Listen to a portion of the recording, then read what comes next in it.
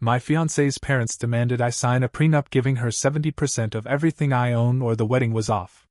Hi, I'm Zach, 35, and 2 months ago my fiancée's parents handed me a prenup demanding I give up 70% of everything I own or the wedding was off. I didn't argue. I didn't rip it up. I handed it to my fiancée and watched the light leave her face as she realized what her parents had been plotting without her. What happened next ended with them banned from the wedding, showing up at her school, and trying to get me fired.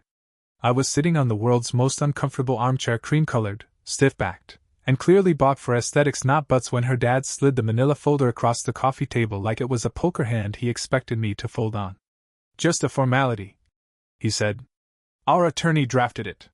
This was supposed to be a quick chat about caterers. My fiancée, Lauren, was at her aunt's bridal shower. I'd offered to drop by to help finalize the head count. Instead, I got ambushed by the in-laws' legal defense squad. I flipped open the folder. Prenuptial agreement, across the top in 18-point bold. Okay. Not shocking. I don't hate prenups. I grew up blue-collar. I know the value of protecting your future. But page 4 hit me like a kick to the sternum.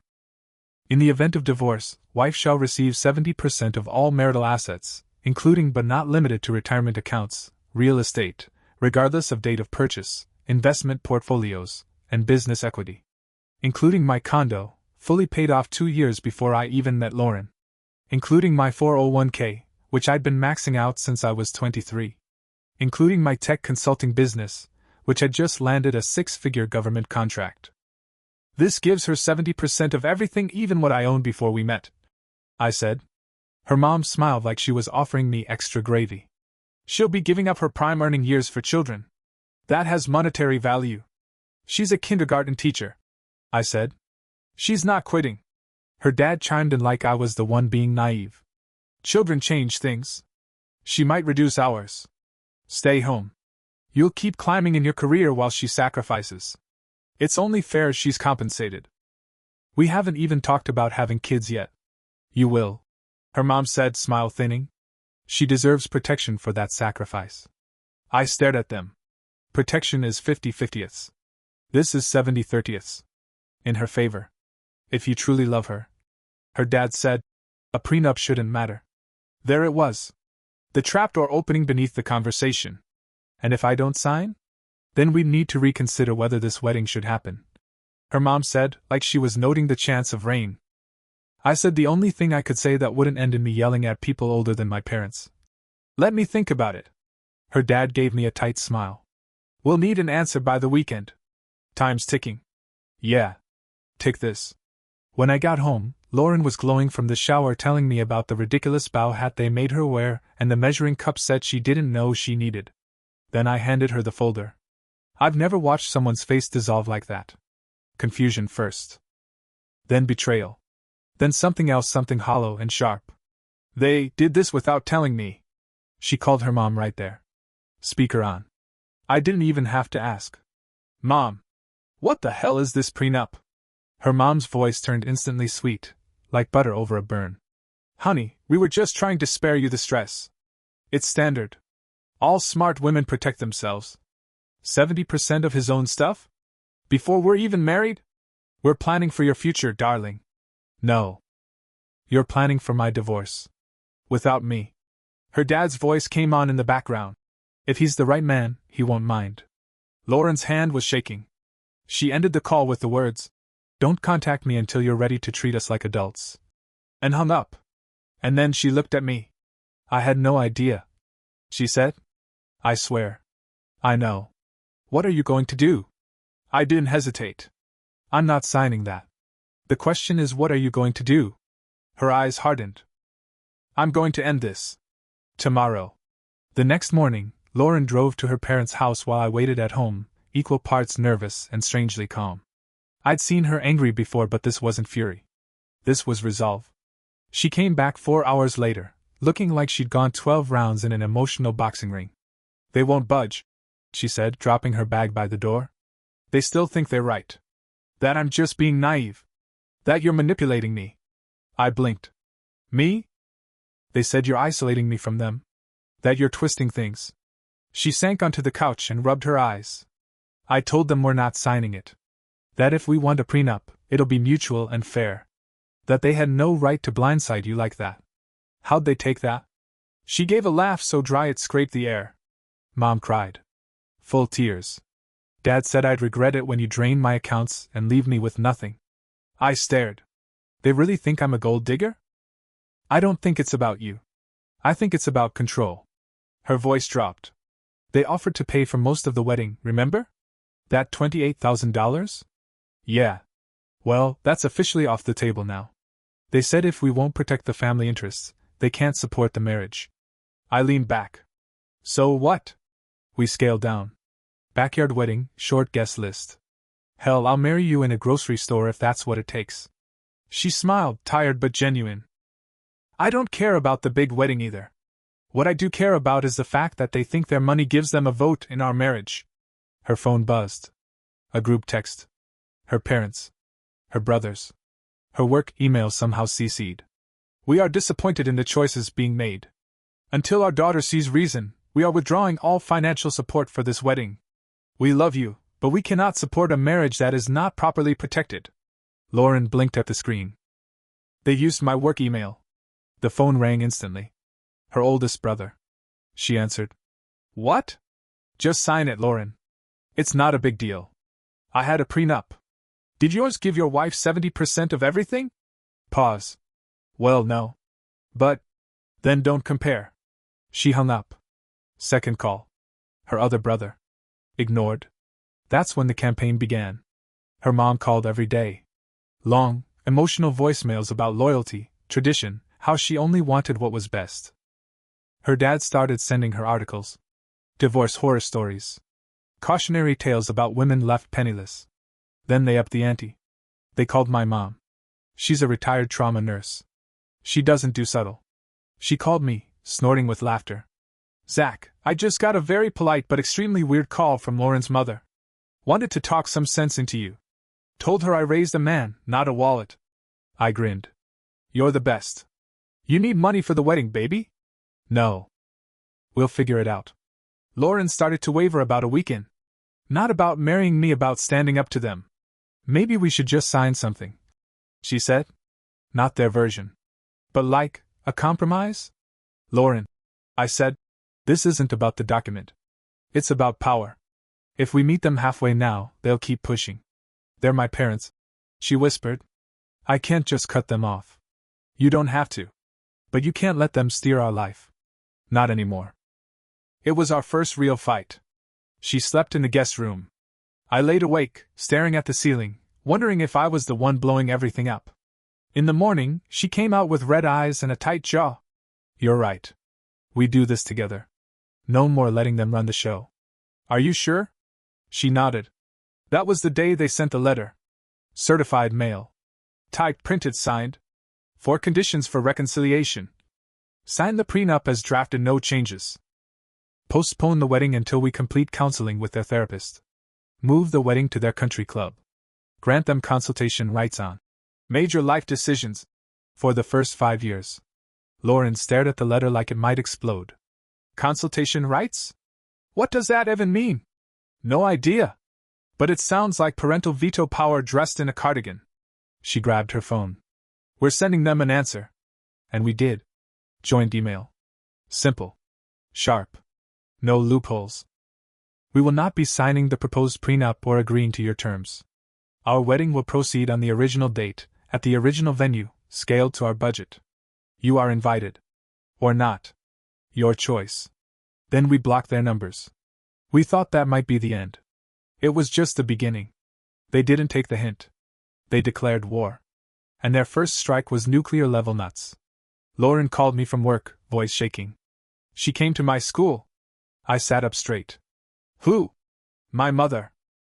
She showed up at the front office during school hours, sobbing, saying she needed to speak with me immediately. She what? The principal had to get involved. I got called out of my kindergarten classroom to find her crying to the secretary about how I was being manipulated by a dangerous man and making a terrible mistake. My hands clenched. Are you kidding me? The principal told her she needed to leave. That this wasn't appropriate. But it's out there now. Everyone saw. Teachers. Parents. Office staff. I could hear the tears in her voice even though she wasn't crying. This is my job, Zach. They're not just crossing boundaries anymore. They're napalming them. Second strike came the next day. Our wedding venue called, confused. The coordinator's voice was tight and professional. Hi, Mr. Harris. We received a call this morning from a man claiming to be the financial backer for your wedding. He asked to cancel the reservation and have the deposit refunded. My jaw locked. And? Well, the names on the contract are yours and Lauren's. The card used was yours. So we didn't process anything. But we wanted to make you aware in case this is part of a larger issue.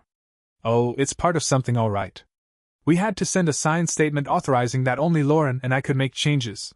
The coordinator was understanding. A little stunned. We've had demanding parents before. But never one tried to cancel someone else's wedding. That's a new one. I hung up just as my phone buzzed again. My boss. Zach, got a strange voicemail I thought you should know about. My stomach dropped. From man claiming to be your future father-in-law. He expressed concerns about your emotional stability and suggested we evaluate whether you're coping with stress in a professional manner. My mouth went dry. Sir. Relax, he said. I've been your manager 3 years. You've never even taken a sick day. I'm not buying it. But if he or anyone calls again, HR will get involved. They were trying to get me fired. Lauren came home to find me pacing. They're not even pretending anymore, I said. They're trying to ruin our lives. She looked hollow. They're calling our guests now. What? My cousin just texted. My mom called her saying the wedding's been postponed. Said we'd update everyone soon. Postponed? She's lying to everyone. Telling them the wedding isn't happening. That night, we sent a mass email. Please disregard any communication from her parents' names. The wedding is happening as scheduled. See you there. It was humiliating. I never thought I'd have to tell 90 people that my future in-laws were actively trying to sabotage their own daughter's wedding. But they weren't done. Her mother organized an intervention. Contacted her brothers, aunts, uncles, even her godmother. Planned a surprise family meeting to talk some sense into Lauren. Only reason we found out was her middle brother tipped us off. Just a heads up, he texted. They're planning something this weekend. Want you both to come over. Whole family's gonna be there. We stayed home. Didn't answer the door when they showed up outside our apartment building. Waited an hour in the lobby while our building security told them to leave. My phone buzzed. Neighbor texted. There's a crying woman asking about you downstairs. Want me to say you moved? I almost said yes. Then her mom sent a message that made my blood boil. All this could stop if you just listened to reason. We love you. We're only trying to protect you. Sign the prenup. Postpone the wedding? Everything goes back to normal. The choice is yours. The choice is yours. Like she was the benevolent queen offering clemency. Lauren stared at her phone and whispered. This isn't love. This is control. She blocked their numbers. Blocked them on social media. Sent every vendor an email with photos attached. These individuals are not authorized to make any changes to our event. Please verify everything directly with us. I called a lawyer. Told her everything. She didn't even blink. They're harassing you. Workplace interference? Public scenes? If they escalate, we could file for a restraining order. And the prenup? I asked. If I had signed it, would it even hold? She smirked. Probably not. Courts hate one-sided prenups. Especially with evidence of coercion. And what you just described. That's textbook duress. I told Lauren. She sat very still for a minute. They knew. They knew it wasn't legal. I nodded. They just wanted leverage. To make you feel small. And me feel like their little girl forever. She looked up at me. I don't want them at our wedding. We didn't send an invite. We sent a warning. Through her middle brother, the only one still speaking to us. You are not invited to our wedding. Your behavior has been unacceptable. Do not contact us, our employers, our vendors, or our guests. Further harassment will result in legal action. He relayed it, said their reaction was his exact words. Biblical. Dad's threatening to expose who Zach really is. He said. Lauren blinked. Exposing what? He's a software consultant. What's he going to do? Tell people Zach uses spreadsheets recreationally? Hey, I said. Some of those spreadsheets are very elegant. We laughed for the first time in a week. But the threat hung there like smoke. Not because I was hiding anything. Because when people are desperate for control, they don't need truth. They just need noise. A week passed. Silence. Then, 2 weeks before the wedding, a certified letter arrived at our apartment. Law firm letterhead. Real firm. Real attorney. It accused me of undue influence over Lauren. Alienation of affection. Not even legally recognized in our state. And threatened legal action if we proceeded with the wedding without a mutually agreed upon prenuptial agreement approved by both families' legal counsel. I took it straight to the lawyer. She skimmed it, snorted, and tossed it into her recycling bin like it was a grocery flyer. Legalese performance art, she said. Scare tactics. It's junk. Then Lauren's mom created a Facebook event. I'm not kidding. Scheduled for the same day as our wedding. Same time. Family value celebration, a gathering to support wise decision-making and stand for tradition in challenging times. She invited everyone, extended family, cousins we hadn't seen since high school, even her old Girl Scout leader. Half the guest list saw right through it. Some messaged us with screenshots. One cousin DM'd Lauren. Is this seriously happening? This is some cult-like behavior. The other half? Well, they are SVP'd. We didn't chase them. Didn't explain. Just quietly updated our seating chart. We scaled down. Aunts and uncles became empty chairs. But honestly, it made room for people who actually wanted to be there. The day before the wedding, her oldest brother called. I'm not coming, he said. Mom and Dad are hurt. I have to support them. But I hope you'll be happy. Lauren didn't argue. Thanks for letting us know, she said, voice flat. The night before the ceremony, we sat on the couch folding linen napkins and labeling place cards with gold gel pens. No drama. Just us. We hired security for the wedding. 2 off-duty officers. Handed them printed photos of her parents. Told them politely, professionally. Do not let them in. They never showed. No screaming at the gates. No champagne glass throwing scene. Instead, we got married in my aunt's backyard under string lights and a sky that waited until exactly 5 minutes after the ceremony to start raining. My wife, recalling her that now, walked barefoot down the aisle. I cried. So did she. Our vows were messy and imperfect, and full of too many inside jokes to count. But they were ours. No conditions. No clauses. No control. Just us. 40 people clapped so loudly we couldn't hear the rain on the canopy. We ate barbecue on paper plates. Our cake was from a bakery that spelled our last name wrong on the box. My aunt danced to Uptown Funk, like it was a ritual.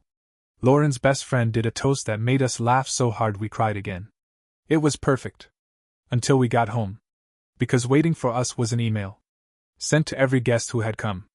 Every guest who hadn't. Everyone who'd ever been on any contact list connected to either of us. Subject line: a mother's heartbreak. The body?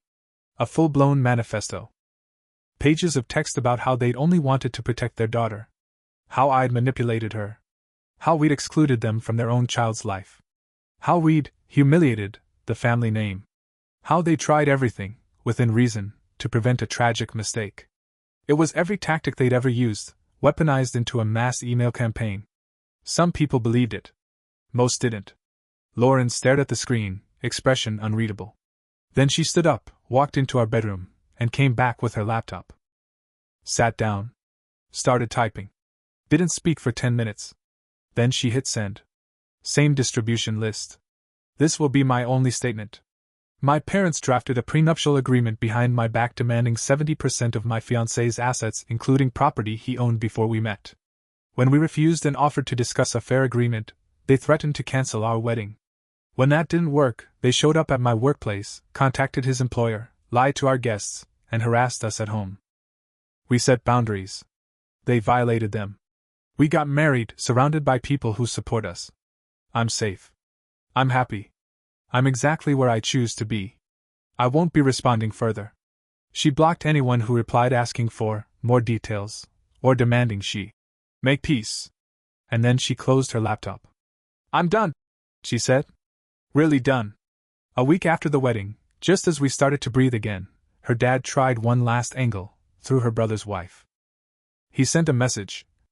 We're willing to reconcile if Lauren apologizes and agrees to counseling with our pastor. My wife read it. Didn't blink.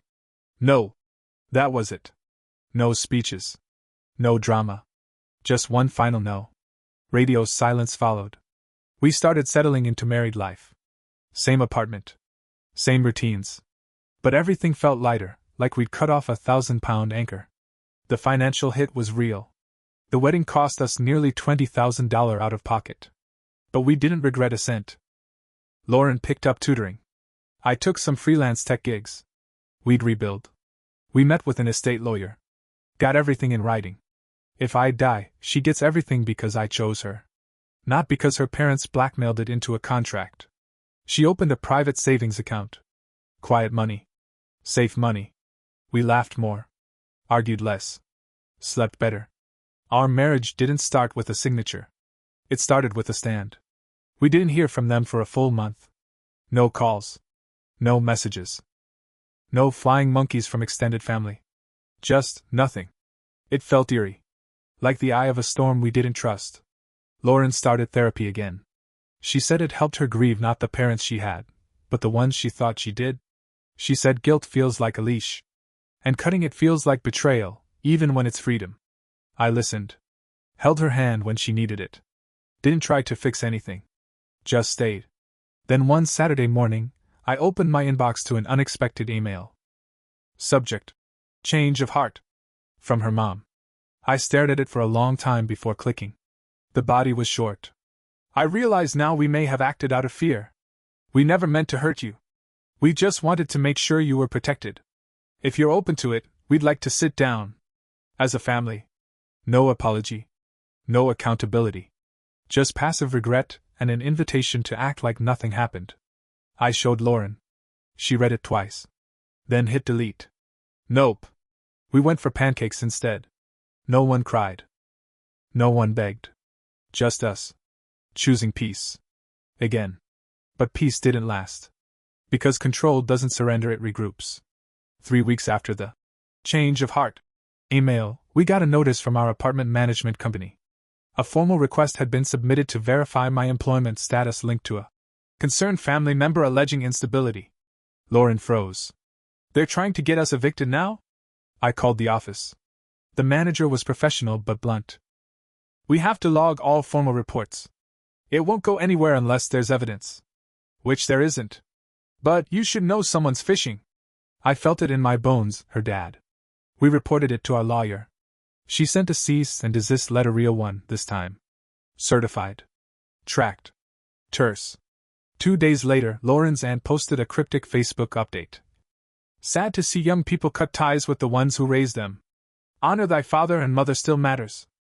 The comments filled with pity hearts and gospel quotes. I wanted to scream. Lauren didn't.